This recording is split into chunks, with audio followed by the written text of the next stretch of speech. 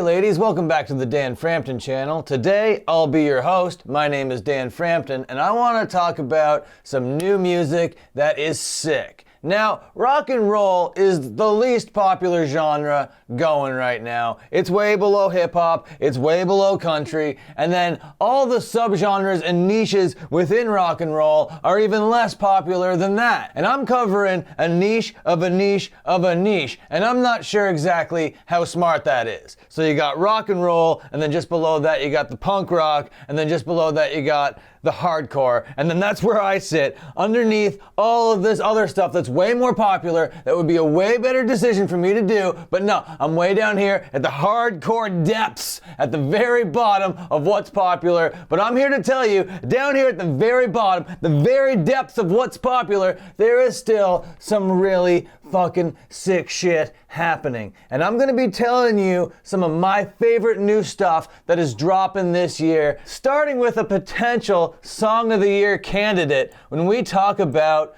Converge. Now, Converge have been around since the early 90s. They have been going. They have been hardcore, they have been post-hardcore, they have been metalcore, they have been like operatic. Their last album, Blood Moon, was pretty beautiful, but it wasn't my thing. It was a very ambitious project with Chelsea Wolfe, but you know, it didn't really scratch my back. But this new song by them, Locus Rain, holy crap, does this ever scratch my back. Comes in at 1:24 and it is fast. It is guttural. The vocals are amazing. This guy is getting pretty aged. He is of a certain vintage at this point, and his voice is still one of the best in the game. The next band I want to talk about is this band here called Gridiron, and they have a record coming out soon called No Good at Goodbyes. It drops March 28th, but before that, to prepare for that, they released a song of the same name, and goddamn, this thing slaps. It's pretty reminiscent of that rap rock thing that was happening in the late 90s, but has that hardcore edge of what was happening in the late 80s. It's a really cool mixture of all these fucking worlds, and it comes together very jockish, okay? If you are afraid of the jocks, if you don't want to be around the sports playing people of the world, then maybe this isn't the music for you, okay?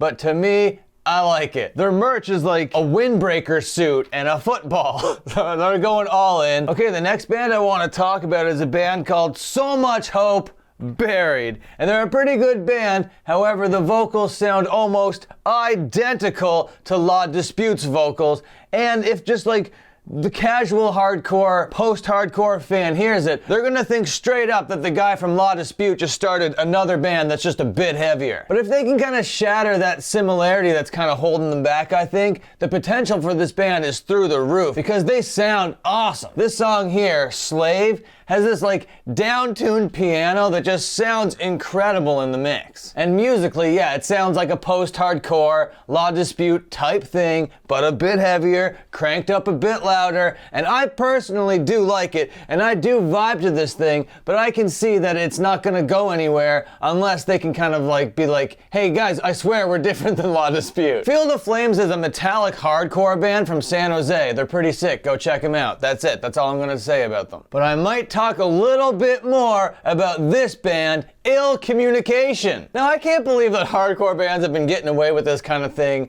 forever now. They used to just like take sports logos and put their name in the logo and sell it as merch. They're just like straight up doing cease and desist type behavior out here calling their band Ill Communication when there's a really famous, I don't know, record by the Beastie Boys of the same name, but I guess it doesn't really matter because they're not really as famous as the Beastie. I don't know. I don't know how you're sitting around a fucking table with a bunch of friends being like, yeah, that's a sick name for a band, let's go with it. But at the end of the day, I love it, and it's a great name for a band. I'm glad that they went with it. So yeah, where did you get your band name? Oh, from a record? It's fucking ridiculous.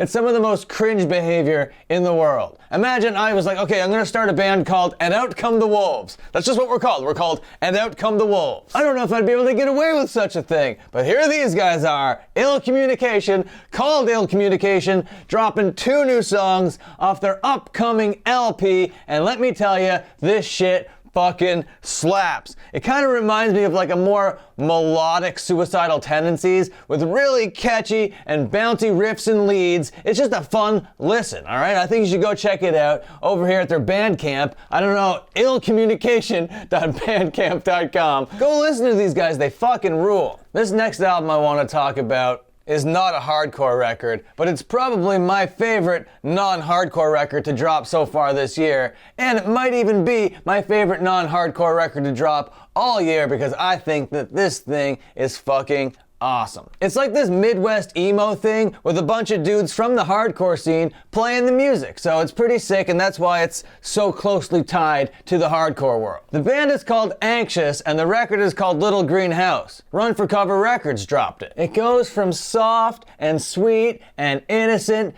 all the way to aggressive, brash, and bratty, but all staying within that Midwest emo feel. The songwriting is great, the vocals are great, the lyrics are fantastic, and it really takes me back to a time where this sort of music was actually popular. But here we are, in the year of our Lord 2022, where this music isn't actually popular. Like I said, it's below a niche of a niche of a niche, even this stuff, and it's so fucking sick. If this came out 20 years ago, people would be all over it. And now for your entree. The main event is this full record that was dropped by p.syou'redead called Sugar Rot. To me, this is album of the year contender shit right here. It's creative, it's dynamic, it's fun, it's wild, it's abrasive, it's danceable, it's well written, it's well composed, it's well recorded, it's a fucking amazing listen. It's 12 songs of just insanity. I was like, yeah, maybe it's kind of like the Locust, maybe a little bit like the Blood Brothers, but in my opinion, it's better than both ever were combined. I just don't have enough good things to say about this fucking record. It's amazing. Go check it out. It's on all the platforms. I have it pulled up here on YouTube just because it's like more visual this way. Not nearly enough people are listening to them. Okay, that's gonna be about it. Slap like, hit the notification, share this with a friend, and until my next upload, watch another upload.